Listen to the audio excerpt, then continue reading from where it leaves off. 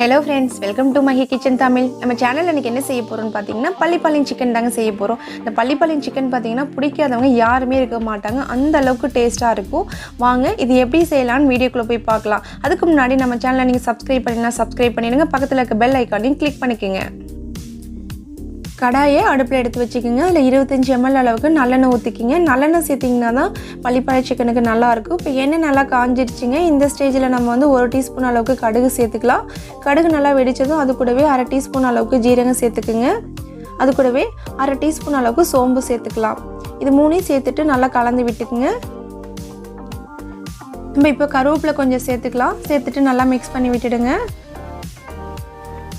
அடுத்ததாக பார்த்தீங்கன்னா நான் 8 வரமிளகாய் எடுத்துருக்கேன். அந்த வரமிளகாவை கட் பண்ணிவிட்டு அதில் உள்ள சீடு எல்லாமே எடுத்துகிட்டு சேர்த்துருக்கேன்.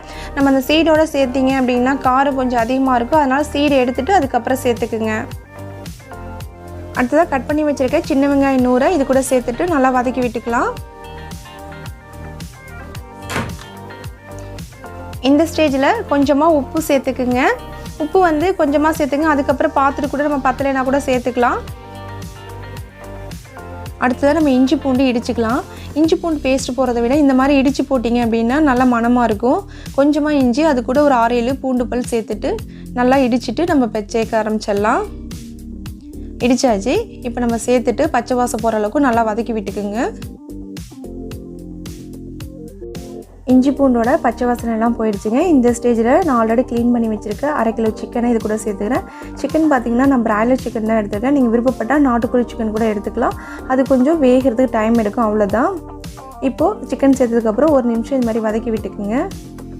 இப்போ 1/4 டீஸ்பூன் அளவுக்கு மஞ்சத்தூள் சேர்த்துக்கலாம். மஞ்சத்தூள் சேர்த்ததுக்கப்புறம் நல்லா மிக்ஸ் பண்ணி விட்டுட்டு ஒரு 3 நிமிஷம் போல் அந்த எண்ணெயிலையும் சிக்கனை நல்லா வதக்கி விட்டுக்குங்க. இப்படி வதக்கும் போதே பார்த்திங்கன்னா சிக்கன் வந்து மோஸ்ட்லி வெந்துடும். இருந்தாலும் இன்னும் கொஞ்சம் நல்லா வேகணுங்கிறதுக்காக கொஞ்சமாக தண்ணி சேர்த்துக்குங்க. ரொம்ப சேர்க்க வேணாம். ஒரு 50 ml அளவுக்கு தண்ணி சேர்த்திங்கன்னா போதும். இப்போ சிக்கன் வந்து ஆஃப் பாயில் ஆகிடுச்சுங்க. இந்த ஸ்டேஜில் நம்ம கட் பண்ணி வச்சுருக்க தேங்காய் சேர்த்துக்கலாம். தேங்காய் பார்த்திங்கன்னா நான் நீல வாக்கில் கட் பண்ணியிருக்கேன். உங்களுக்கு என்ன விருப்பமான சைஸில் அந்த மாதிரி கட் பண்ணி சேர்த்துக்குங்க. தேங்காய் சேர்த்துட்டு நல்லா மிக்ஸ் பண்ணி விட்டுட்டு ஒரு 4 நிமிஷம் பக்கம் இது நல்லா வேகட்டும். நம்ம சாப்பிடும்போது இந்த சிக்கன் தேங்காயோடு சாப்பிடும்போது ரொம்ப டேஸ்ட்டாக இருக்குங்க. அதே போல் இந்த வரமிளகாவோட எசன்ஸ்லாம் இறங்கி இந்த சிக்கனில் ரொம்ப ருசியாக இருக்கும். இப்போ தேங்காய் சேர்த்து 4 நிமிஷம் ஆயிடுச்சுங்க. சிக்கனும் தேங்காயும் நல்லா வெந்து வந்துடுச்சு. நம்ம ஊற்றுன தண்ணி எல்லாமே நல்லா வற்றி வந்துடுச்சு. இந்த ஸ்டேஜில் நம்ம அடுப்பு ஆஃப் பண்ணிடலாம். அவ்வளோதாங்க, சுவையான பள்ளிப்பாளையம் சிக்கன் ரெடி ஆகிடுச்சு. இதை வீட்டில் செஞ்சு பாருங்கள். செஞ்சு பார்த்துட்டு கமெண்ட் பண்ணுங்கள், ஷேர் பண்ணுங்கள். நாங்கள் போகிற ரெசிபி உங்களுக்கு பிடிச்சிருந்துச்சின்னா மஹி கிச்சன் தமிழுக்கு சப்ஸ்கிரைப் பண்ணிக்கோங்க.